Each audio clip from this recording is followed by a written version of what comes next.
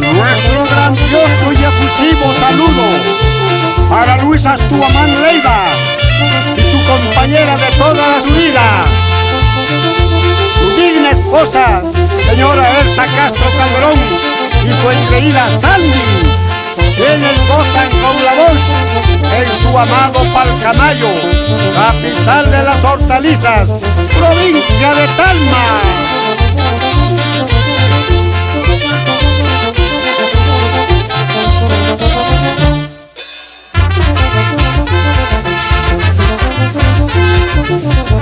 Picaflor Tarmeño, cuidado te corten las alas por enamorado.